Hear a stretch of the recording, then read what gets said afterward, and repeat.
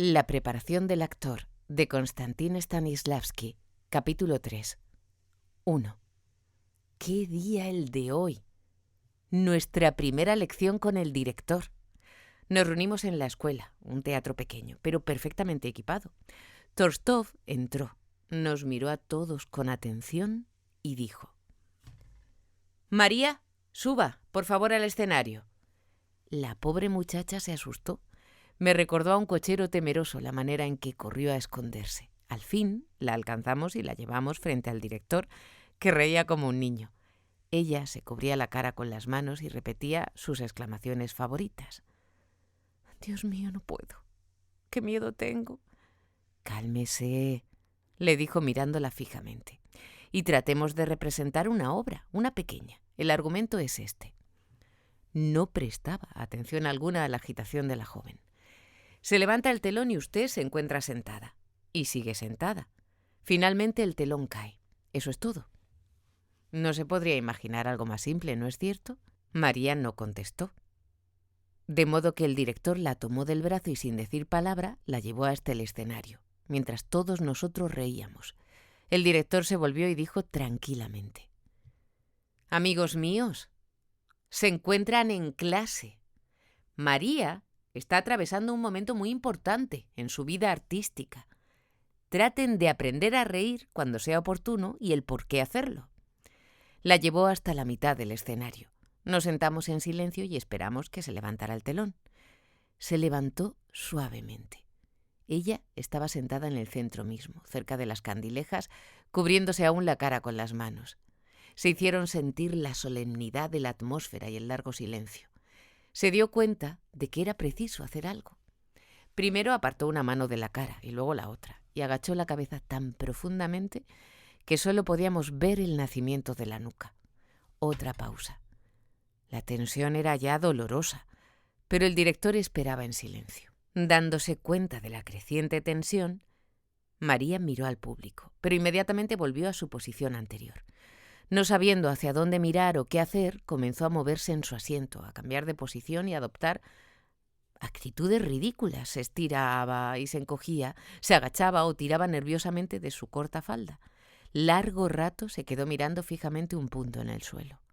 Durante cierto tiempo, el director se mantuvo inmutable, pero luego hizo la señal para que bajase el telón. Me acerqué rápidamente a él porque deseaba que me sometiera al mismo ejercicio.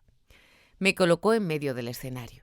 En realidad, no se trataba de una representación. Sin embargo, me sentí lleno de impulsos contradictorios.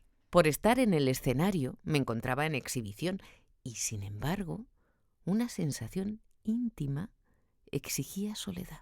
Una parte de mi ser trataba de divertir a los espectadores para que no se aburrieran. Otra me impulsaba a no preocuparme por ellos. Las piernas, brazos y cabeza y torso, aunque ejercitaban los movimientos que yo deseaba, agregaban de por sí algo superfluo. Mueve uno el brazo o la pierna en la forma más simple imaginable y de pronto se encuentra todo retorcido y con la sensación de estar posando para un retrato. ¡Qué extraño! Yo había estado solo una vez en un escenario y, sin embargo, me era infinitamente más fácil estar sentado afectadamente que en una actitud simple. No podía pensar en lo que debía hacer. Más tarde, los compañeros me dijeron que había dado sucesivamente la impresión de estúpido, gracioso, preocupado, culpable, finalmente como si pidiera disculpas. El director se limitaba a esperar. Luego hizo ejecutar el mismo ejercicio a los demás. «Muy bien», dijo, «continuemos. Más adelante volveremos a estos ejercicios y apreciaremos cómo estar sentados en el escenario». «¿Y no es lo que hemos estado haciendo?», preguntamos. «No», contestó, «no estuvieron sentados». «¿Qué es lo que debimos hacer?».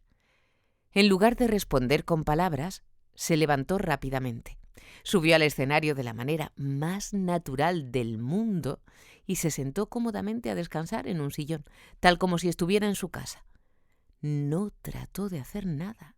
Sin embargo, la simple posición de sentado resultaba sorprendente. Lo observamos atentamente tratando de comprender lo que pensaba en ese momento. Sonrió. Y nosotros también. Parecía pensativo y nosotros ansiábamos saber lo que en ese momento pasaba por su mente. Dirigió fijamente su vista hacia un punto y nosotros sentimos la necesidad de saber qué le había llamado la atención. En la existencia diaria, nadie se hubiera sentido especialmente interesado en su manera de sentarse o quedarse sentado. Pero por alguna razón, cuando se trata del escenario, se le observa atentamente y quizás verlo simplemente en esa posición resulta placentero. Esto no sucedió cuando los otros estuvieron sentados en el escenario. No teníamos interés en observarlos ni en lo que podían estar pensando. Su impotencia y sus deseos de agradar eran ridículos. Sin embargo, a pesar de que el director no pareció prestarnos la menor atención, nos sentíamos fuertemente atraídos por él. ¿Cuál era el secreto? Él mismo nos lo reveló. Cuanto suceda en el escenario debe tener un propósito. Hasta el hecho de estar sentado debe tener su fin, un fin específico, no solo el de estar a la vista del público. Se debe ganar el derecho a poder sentarse allí. Y no es cosa fácil. Ahora repitamos el experimento, dijo sin bajar del escenario. María, suba. Vamos a representar juntos. ¿Juntos?, exclamó María y corrió al escenario. Otra vez se sentó en el sillón en medio del escenario y esperó, nerviosamente, volviéndose y tirando de su falda, como lo había hecho antes. El director estaba de pie cerca de ella, al parecer buscando algo con sumo cuidado en una libreta. Mientras tanto, María, gradualmente, se fue tranquilizando, concentrándose hasta que finalmente quedó inmóvil con los ojos fijos en él. Temía molestarlo y se limitaba a esperar sus indicaciones. Su postura en ese momento era absolutamente natural. Casi parecía hermosa. El escenario destacaba sus mejores rasgos. Pasó algún tiempo de esa manera y el telón cayó. ¿Cómo se siente?, preguntó el director cuando regresaban a sus sitios en la platea. ¿Yo? ¿Por qué? ¿Acaso hemos representado? Naturalmente. Oh, pero yo pensaba que solo estuve sentada esperando que usted encontrara en su libreta lo que buscaba y me indicara lo que debía hacer. No he desempeñado ningún papel. Y eso fue lo mejor, dijo él. Se sentó, estuvo esperando y no actuó. Se volvió entonces a nosotros. ¿Qué les ha parecido más interesante?, preguntó. ¿Estar en el escenario, mostrando los pequeños pies como Sonia, o la figura entera, como Grisha, o estar sentado en el escenario con un propósito específico, aunque sea tan simple como el de esperar que algo siempre suceda? representando Puede no algún tener papel. interés Acción, intrínseco en sí movimiento mismo, es pero la base del la arte vida, a que espera el actor. mientras que estar exhibiéndose nos aparta del dominio del arte vivo.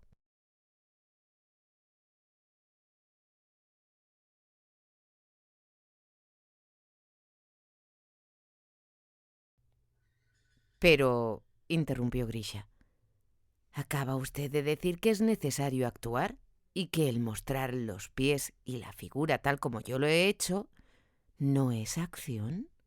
¿Por qué, entonces, es acción estarse sentado sin mover un dedo como acaba usted de hacerlo? Para mi modo de ver, eso es absoluta falta de acción. Yo lo interrumpí audazmente.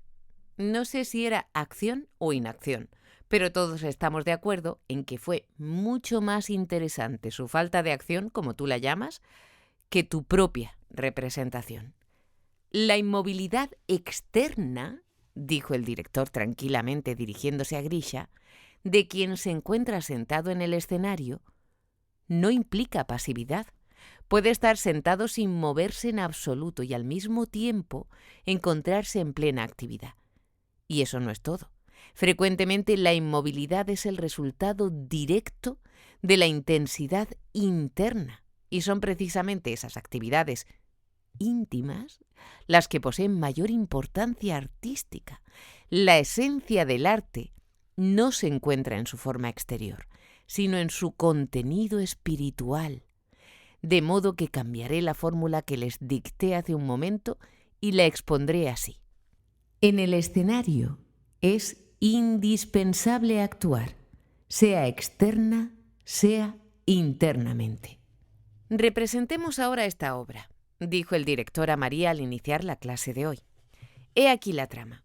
La madre ha perdido su trabajo y, por supuesto, no tiene medios ni posee nada para vender que le permita conseguir el dinero con que pagar sus estudios en la Academia de Arte Escénico. En consecuencia, se verá precisada a dejar sus estudios mañana.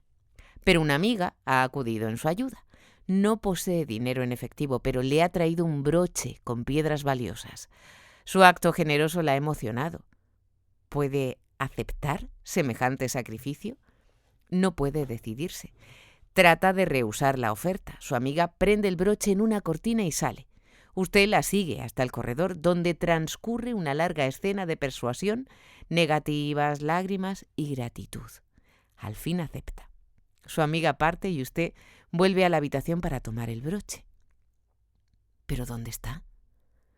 Pudo haber entrado alguien y llevárselo. En una casa de pensión, tal posibilidad no es difícil. Comienza una cuidadosa y desesperada búsqueda. Vaya y suba al escenario. Yo aseguraré el broche en uno de los pliegues de esta cortina y usted debe encontrarlo. Poco después se anunció que todo estaba listo. María subió al escenario con una rapidez tal que parecía que la persiguieran. Corrió hasta las candilejas y luego hacia el fondo del escenario, apretando su cabeza con las dos manos y gimiendo de terror.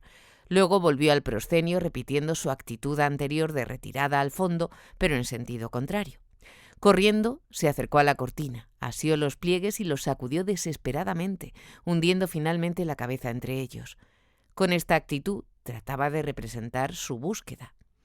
Al no encontrarlo, se volvió bruscamente y atravesó corriendo el escenario, ya asiéndose la cabeza con las manos y golpeándose el pecho, aparentemente con el propósito de representar lo trágico de la situación. Los que estábamos sentados en las primeras filas de la platea apenas pudimos aguantar la risa. No pasó mucho tiempo hasta que María, con sonrisa de triunfo y mirada brillante, bajara del escenario y se reuniera con nosotros. ¿Cómo se siente?, le preguntó el director. «Oh, maravillosamente. No puedo expresar mi alegría», dijo moviéndose en su asiento. «Me siento como si acabara de hacer mi debut, realmente cómoda en el escenario». «Muy bien», dijo Torstov animándola. «¿Pero dónde está el broche? Entréguemelo». ¡Ah! Olvidé eso. Qué raro. Lo buscaba tan afanosamente y lo ha olvidado. Apenas tuvimos tiempo de volver la cabeza y ya María se encontraba de nuevo en el escenario, revisando los pliegues de la cortina. «No olvide esto», dijo el director en tono de advertencia. «Si encuentra el broche, está salvada. Pero si no lo encuentra, se verá en la necesidad de dejar sus estudios». Inmediatamente su cara se puso tensa. Literalmente pegó la vista a los pliegues de la cortina y los revisó ansiosa y cuidadosamente, de arriba a abajo, sistemáticamente. Esta vez su búsqueda fue más lenta, pero todos teníamos la seguridad de que no perdía un instante de su tiempo y también de que se hallaba sinceramente alterada, aunque no hiciera esfuerzo alguno por parecerlo. «¿Dónde está? Lo he perdido». Esta vez las palabras salieron apenas murmuradas. «No está aquí», exclamó con desesperación, consternada, una vez que hubo revisado cada uno de los pliegues. Su rostro era todo tristeza y preocupación. Quedóse inmóvil, como si sus pensamientos la llevaran muy lejos de allí. Era fácil notar cuánto la había afectado la pérdida del broche. Nosotros observábamos, conteniendo la respiración. Finalmente habló el director. «¿Cómo se siente después de su segunda búsqueda?», preguntó. ¿Que cómo me siento? No lo sé. Su actitud era lánguida. Encogíase de hombros mientras articulaba su respuesta e inconscientemente sus ojos seguían fijos en el piso del escenario. «He buscado tanto», exclamó al cabo de un instante. «Es verdad. Esta vez ha buscado realmente», dijo el director. ¿Pero qué hizo la primera vez? Oh, la primera vez estaba emocionada, sufría. ¿Qué sensación fue más agradable? ¿La primera, cuando corría atropellándolo todo y tironeaba sin objeto de la cortina? ¿O la segunda, cuando buscó cuidadosamente? La primera, por supuesto, cuando buscaba el broche. No trate de hacernos creer que la primera vez lo buscaba, dijo. Ni siquiera pensó en él, solo buscó sufrir, por el gusto de hacerlo. En cambio, la segunda vez sí que buscó. Todos nos dimos cuenta de ello, comprendimos, creímos, porque su consternación y su interés existieron realmente. Su primera búsqueda fue mala, la segunda, buena. El veredicto la sorprendió. ¡Ah!, exclamó. Por poco enfermo esa primera vez. Eso no cuenta, dijo Torstov. Solo sirvió para estorbar la búsqueda auténtica. En el escenario no se debe correr o sufrir porque sí, sin razón alguna. No se debe actuar en general por actuar. Siempre debe hacerse con un propósito. Y sinceramente, agregué. Sí, asintió. Y ahora suban al escenario y háganlo. Subimos, pero durante un tiempo bastante largo no supimos qué hacer. Sentíamos que era necesario causar alguna impresión, pero por mi parte no se me ocurría nada que pudiese reclamar la atención de un público. Comencé a ser Otelo, pero pronto lo interrumpí. Leo ensayó por turno un aristócrata, un general y un campesino. María corría de aquí para allá asiendo su cabeza y poniendo la mano sobre el corazón para representar tragedia. Paul se sentó en una silla adoptando pose hamletiana, como queriendo representar dolor o desilusión. Sonia caminaba de un lado a otro y a su lado Grisha le declaraba su amor en el más manido estilo teatral. Cuando por casualidad reparé en Nicolás Umnovic y Dasha Dinkova, quienes como de costumbre se habían escondido en un rincón, casi me enfurecieron las miradas fijas y las posturas tiesas y estáticas que adoptaban para representar una escena del Brand de Ibsen. Resumiendo lo que habéis representado, dijo el director. Empezaré por usted, dijo señalándome, y al mismo tiempo con usted y usted, prosiguió dirigiéndose a María y a Paul. Siéntense aquí en las sillas, donde pueda verlos mejor. Y comiencen. Usted tendrá que sufrir por celos, usted por dolor y usted por tormento. Cada uno deberá representar esos estados de ánimo con el solo fin de hacerlo. Nos sentamos y de inmediato experimentamos lo absurdo de nuestra situación. Caminaba de un lado a otro contorsionándome como un salvaje. No era posible imaginar un sentido a lo que hacía.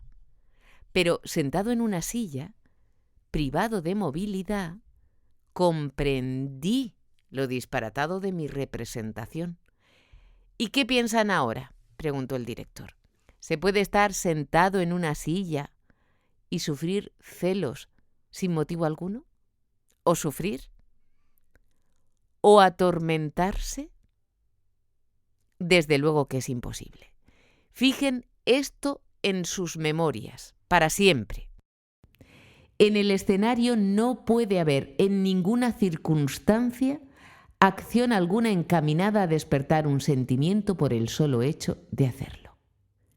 El ignorar esta regla solo conduce a la más odiosa artificialidad. Cuando elijan alguna parte de la acción, dejen a un lado el sentimiento y el contenido espiritual. No traten nunca de estar celosos o de hacer el amor o de sufrir por el hecho en sí. Tales sentimientos son el resultado de algo que se ha desarrollado antes. Pensarán en ello tan intensamente como sea posible. En cuanto al resultado, habrá de producirse por sí mismo. La falsa interpretación de las pasiones de los personajes o el mero uso de gestos convencionales son errores comunes en nuestra profesión, pero ustedes deben mantenerse alejados de estas irrealidades. No deben imitar pasiones ni prototipos, deben vivirlos. La representación de ellos debe provenir del vivir dentro de ellos. Vania sugirió entonces que quizá actuaríamos mejor si el escenario no estuviera vacío, si hubiera algunos muebles, una chimenea, ceniceros. Muy bien, consintió el director. Aquí terminó la lección. 3. Nuestro trabajo de hoy estaba también planeado para el escenario de la escuela, mas al llegar encontramos cerrada la entrada de la sala. Sin embargo, estaba abierta otra puerta que daba directamente sobre el escenario. Cuando entramos nos asombró hallarnos de pronto en un vestíbulo, seguido por una confortable sala provista de 2 puertas, una que abría al comedor y desde allí a un pequeño dormitorio, la otra a un corredor largo que conducía a un salón de baile brillantemente iluminado. El departamento todo hallábase confeccionado con decoraciones de distintas obras del repertorio. El telón principal estaba bajo y obstruido por unas barricadas de muebles. Faltábanos la sensación de hallarnos sobre el escenario, de modo que nos condujimos como si estuviéramos en nuestra propia casa. Comenzamos por examinar las habitaciones. Luego nos dividimos en grupos para conversar. A ninguno se le ocurrió pensar que había comenzado la lección. Fue el director quien finalmente nos recordó que habíamos venido a trabajar. «¿Qué haremos?», preguntó alguien. «Lo mismo que ayer», fue la respuesta. No nos movimos. «¿Qué sucede?», pregunté. Fue Paul quien contestó. «Realmente no sé».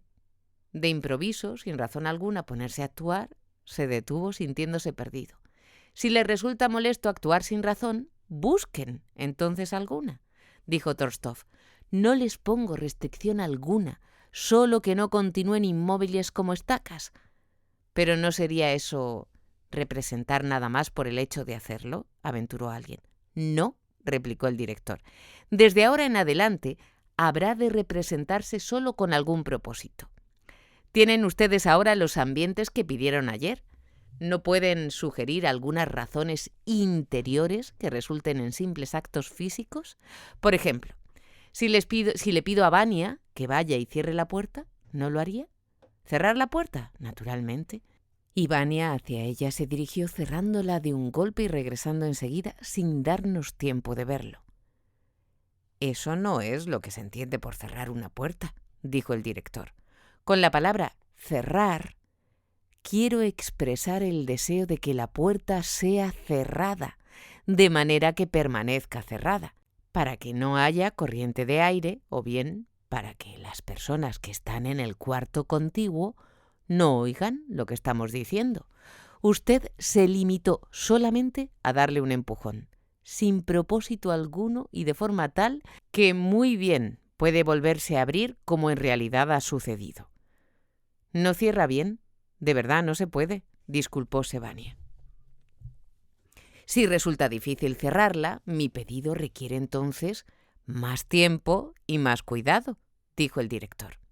Esta vez Vania la cerró correctamente. «Mándeme hacer algo», le rogué. «¿No puede pensarlo usted?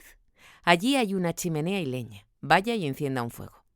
Tal como me pidiera, empecé por colocar la leña en el hogar, mas no encontré fósforos, ni en mis bolsillos ni sobre la repisa. Así es que volví a Torstov y le expliqué la dificultad en que me hallaba.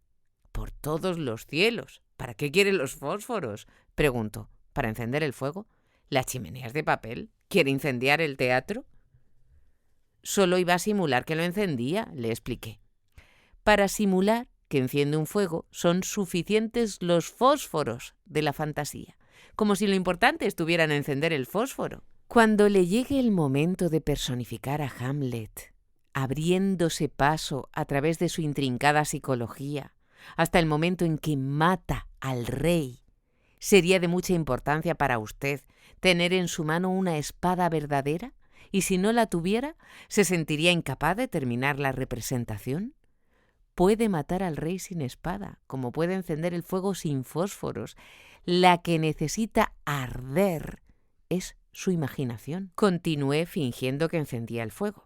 Para alargar la acción, hice de modo que los fósforos imaginarios se apagaran varias veces, no obstante mi pretendido esfuerzo de protegerlos con las manos. También traté de ver el fuego, de sentir su calor, pero fracasé y pronto me aburrí.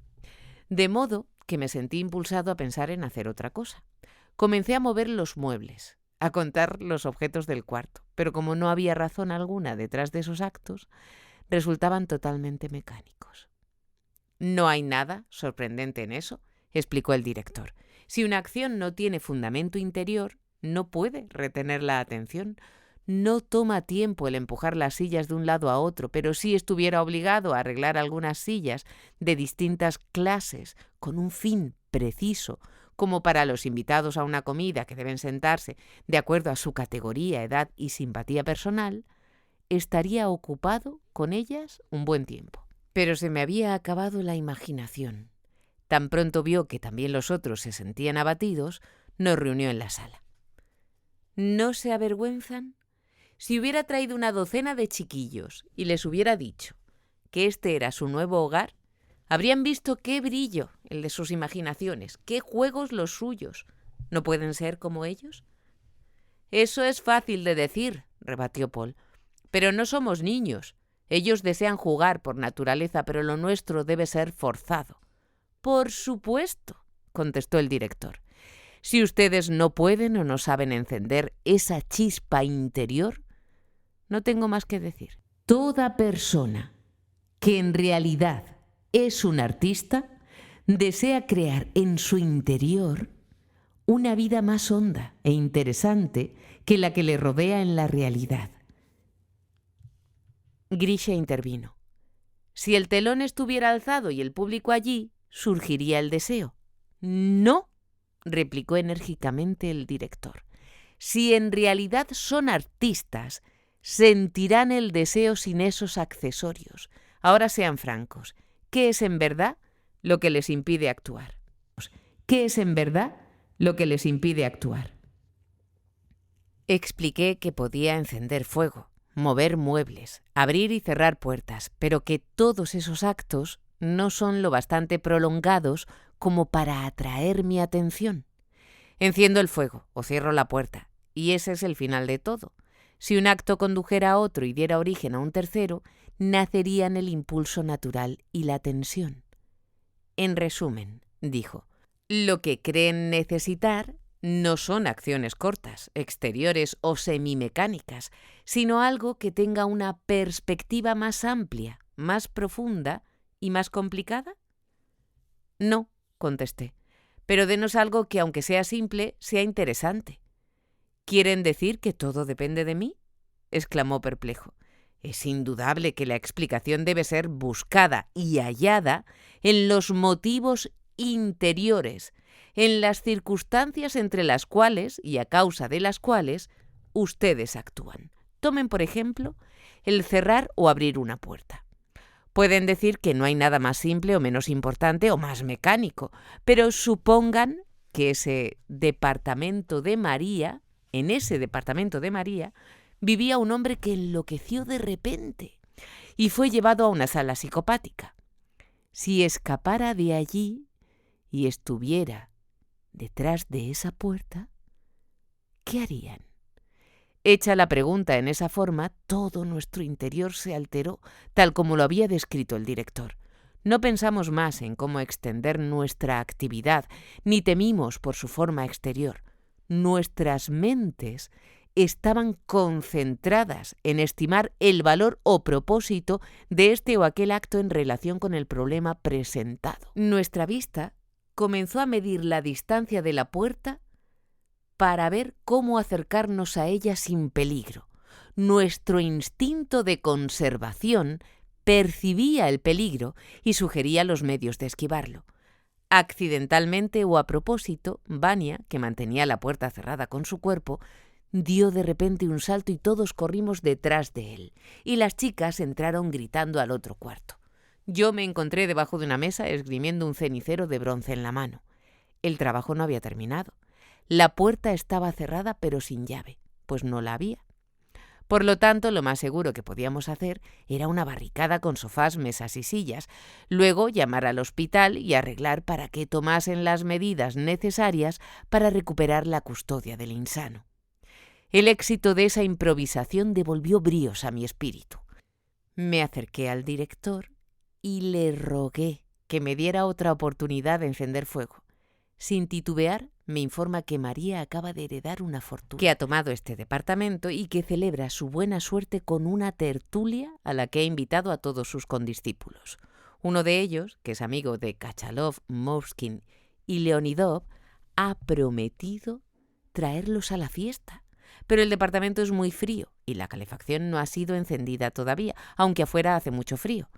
¿Dónde se puede encontrar leña para encender fuego? Un vecino presta unas astillas.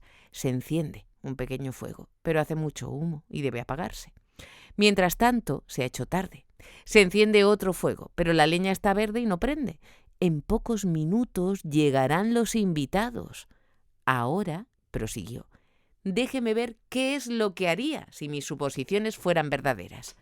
Cuando terminó todo, el director dijo: hoy puedo decir que han actuado con un fin.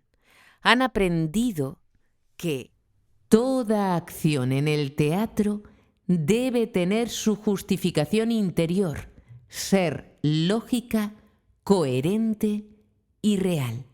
Segundo, el sí actúa como una palanca para elevarnos del mundo real a la región de la imaginación. 4. El director prosiguió hoy enumerando las funciones varias del sí. Esta palabra tiene una cualidad peculiar, cierto poder que ustedes han percibido y que les ha producido un instantáneo estímulo interior. Noten también con cuánta facilidad y simplicidad apareció. Esa puerta, que fue el punto inicial de nuestro ejercicio, se convirtió en medio de defensa y vuestro propósito básico, el objeto de vuestra atención concentrada, fue el deseo de la propia conservación. La suposición del peligro es siempre emocionante. Es una especie de levadura que fermentará en cualquier momento, en tanto que la puerta y la chimenea, objetos inanimados, solo nos conmueven cuando están ligados a algo de más importancia para nosotros. Consideren también que ese estímulo interior fue realizado sin esfuerzo ni engaño. No les dije que había un loco detrás de la puerta. Por lo contrario, al usar la palabra sí, reconocía francamente el hecho de ofrecerles solo una hipótesis. Todo lo que quise lograr fue hacerles decir qué hubieran hecho si la suposición acerca del loco hubiera sido un hecho real, dejándoles sentir lo que hubiera sentido cualquiera en análoga circunstancia. En cambio, ustedes no se esforzaron ni aceptaron la suposición como realidad, sino solo como una suposición. ¿Qué hubiera sucedido si en vez de esta franca confesión les hubiera jurado que detrás de la puerta había realmente un loco? No hubiera creído engaño tan evidente, fue mi reacción. Con esta cualidad especial del sí, explicó el director, nadie los obliga a creer o no una cosa. Todo es claro, sincero y franco. Se les ha hecho una pregunta y se espera que la contesten con sinceridad y decisión. En consecuencia, el secreto del efecto del sí yace principalmente en el hecho de que no utiliza ni la fuerza ni el temor, ni obliga al actor a hacer nada. Por lo contrario, le otorga confianza mediante su honestidad y lo estimula a confiar en una supuesta situación. Esa es la razón por la cual, en nuestro ejercicio, el estímulo se produjo con tanta naturalidad. Esto me lleva a otra cualidad del sí. Despierta una actividad interior y verdadera, y lo hace con medios naturales. Porque ustedes son actores, no respondieron con sencillez a la pregunta. Sintieron que debían contestar el desafío en acción. Esta importante característica del sí lo acerca a uno de los fundamentos de nuestra escuela de actuación, la actividad en la creación y en el arte. 5. Algunos de ustedes están impacientes por poner en práctica de inmediato lo que les he dicho, dijo hoy el director. Me parece muy bien y me alegro de estar de acuerdo con esos deseos. Apliquemos el uso del sí a un papel. Supongan que están por representar la dramatización de un cuento de Chejov, que trata de un inocente campesino que desenroscó una tuerca de un vagón del ferrocarril para utilizarla como plomada en su sedal de pescar. Por tal causa fue juzgado y castigado severamente. Este suceso imaginario se ahondará en la conciencia de algunos, pero para la mayoría de la gente no dejará de ser un cuento gracioso. Ni siquiera tratarán de echar un vistazo a la tragedia de las condiciones legales y sociales ocultas detrás de la risa. Pero el actor que representa uno de los papeles en esta escena no puede reír. Debe juzgar todo por sí mismo. Y lo que es más importante, debe vivir íntegramente su papel, cualquiera que sea la causa que indujo al autor a escribir el relato. ¿Cómo lo harían ustedes? Los estudiantes permanecieron por un tiempo en silencio y pensativos. En los momentos de duda, cuando sus pensamientos, sentimientos e imaginación estén mudos, recuerden el sí. El autor comenzó también su trabajo de esa manera. Se dijo: ¿qué hubiera sucedido si un simple campesino, al salir de pesca, hubiera sacado una tuerca de una vía? Plantéense ahora el mismo problema y agreguen: ¿qué haría yo si me trajeran el caso para juzgarlo? Condenaría al criminal, contesté sin vacilar. ¿Por qué? ¿Solo por una plomada para el sedal? ¿Por el robo de la tuerca? Por supuesto, no se debe robar, asintió Tolstov, pero ¿se puede condenar con severidad a un hombre por un crimen cometido inconscientemente? Debe hacérsele comprender que pudo ser la causa del descarrilamiento de un tren y de la muerte de cientos de personas, repliqué. ¿Por causa de una pequeña tuerca? Jamás conseguirá que lo crea, sostuvo el director. El hombre está fingiendo, pues comprende perfectamente la naturaleza de su acto, dije. Si el actor que personifica al campesino tiene talento, probará por medio de su actuación que es inocente, dijo el director. Como la discusión siguiera, Tolstov empleó todos los argumentos posibles para justificar al acusado. Y al final tuvo éxito al debilitar un poco mis afirmaciones. En cuanto notó que vacilaba, dijo: ¿sintió usted el mismo impulso interior que probablemente experimentó el juez mismo? Si representa ese papel, análogos sentimientos lo acercarán al personaje. Para lograr esta unión espiritual entre el actor y la persona a quien personifica, agregue algún detalle concreto que completará la representación, dándole peculiaridad y acción interesante. Las circunstancias que se afirman en el sí son tomadas de orígenes cercanos a los propios sentimientos y tienen una poderosa influencia en la vida interior del actor. Una vez que haya establecido este contacto entre su vida y su papel, sentirá ese impulso o estímulo interior. Agregue a eso una serie de contingencias basadas en su propia experiencia de la vida y verá cuán fácil será para usted creer sinceramente en la posibilidad de lo que está obligado a hacer en el escenario. Ejecute de esta manera todo un papel y creará una vida nueva. Los sentimientos así surgidos se expresarán a sí mismos en los actos de esta persona imaginaria, de haber sido colocada en las circunstancias fijadas por la obra. ¿Son conscientes o inconscientes?, pregunté. Haga la prueba, usted mismo. Repase cada pormenor del proceso y juzgue qué es consciente y qué inconsciente en su origen. No descifraré nunca el enigma, porque no recordará siquiera algunos de sus momentos más importantes. Estos surgirán espontáneamente en parte o totalmente y pasarán inadvertidos por la región del subconsciente. Para convencerse, pregunte a un actor después de una gran representación cómo se sentía mientras estaba en el escenario y qué hizo. No será capaz de contestar porque no está enterado de lo que vivió y no recuerda muchos de los momentos más significativos. Todo lo que le dirá es que se sentía muy cómodo sobre el escenario, que estuvo en fácil relación con los otros actores. Más allá de eso, no podrá decirle nada. Lo dejará atónito con la descripción que usted le hará de su manera de representar y poco a poco se dará cuenta de cosas acerca de su actuación que no han llegado a su conciencia. De esto podemos inferir que el sí es también un estímulo para el subconsciente creador. Además, nos ayuda a formular otro principio fundamental de nuestro arte: la facultad creadora inconsciente por medio de la técnica consciente.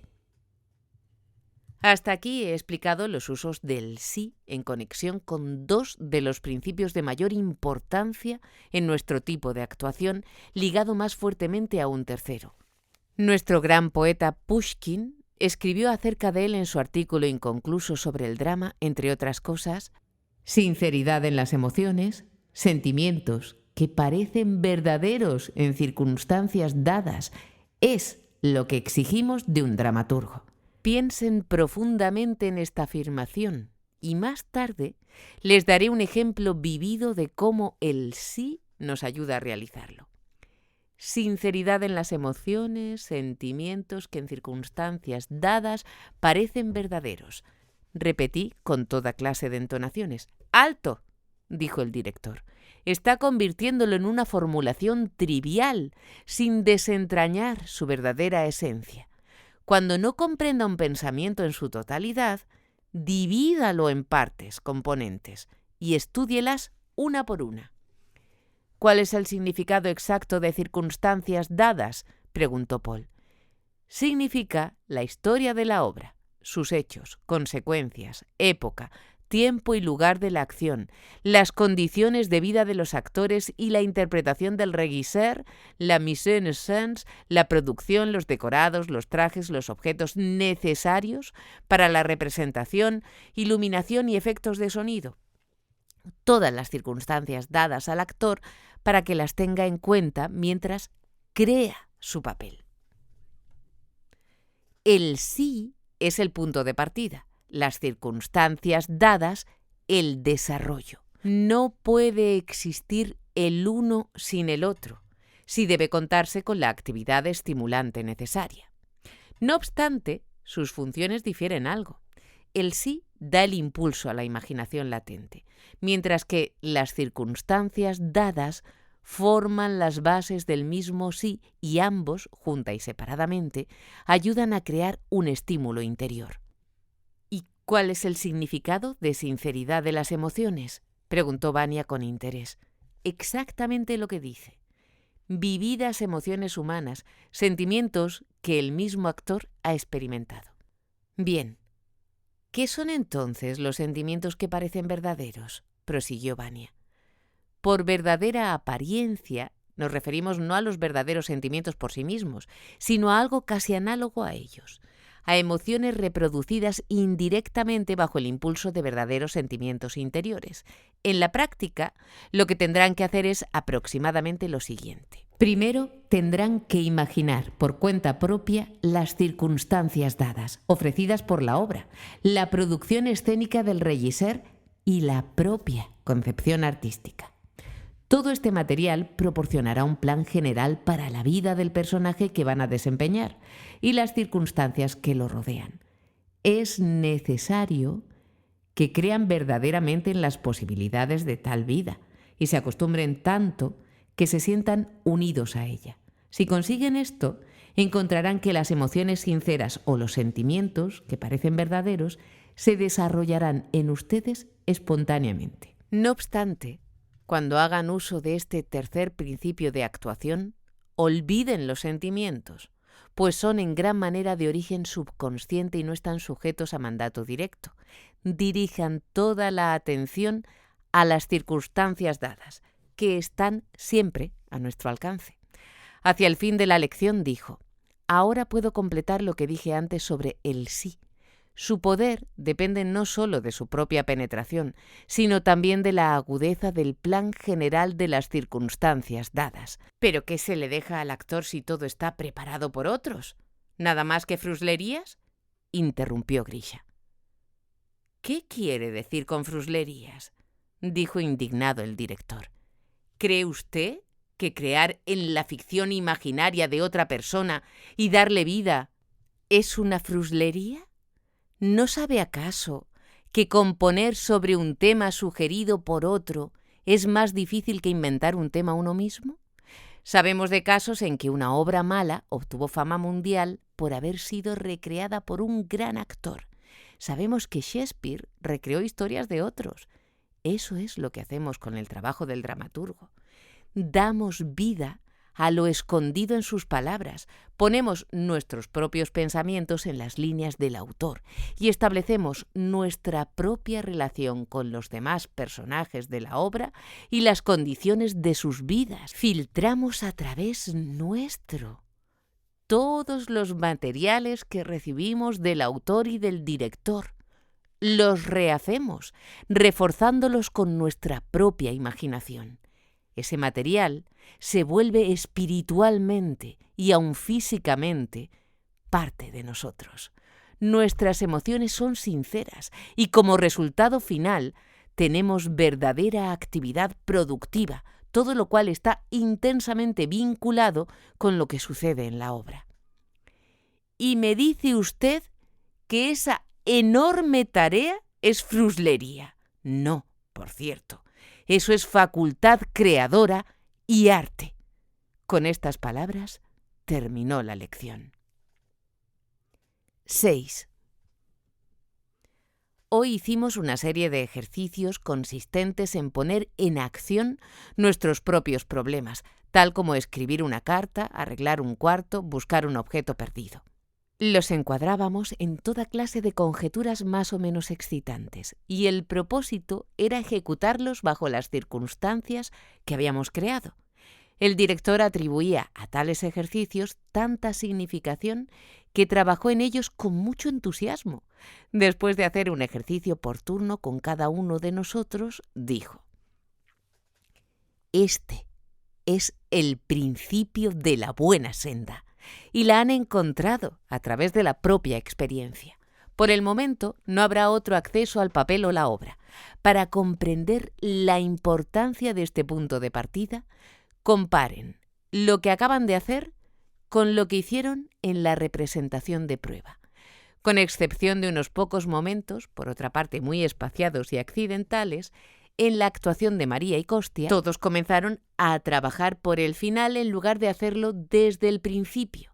Se propusieron desde un comienzo despertar en ustedes mismos y en el público una gran emoción, ofrecerles algunas imágenes vividas y al mismo tiempo exhibir todas las cualidades exteriores e interiores de que están dotados.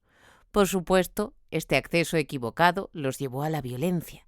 Para evitar tales errores, recuerden siempre que cuando empiecen a estudiar un papel, deben reunir primero todos los materiales que tengan alguna relación con dicho papel y completarlos con más y más imaginación hasta haber obtenido una similitud tal con la vida que sea fácil creer en lo que están haciendo. Olviden al principio los sentimientos. Cuando las condiciones interiores están preparadas y bien preparadas, los sentimientos aflorarán a la superficie espontáneamente.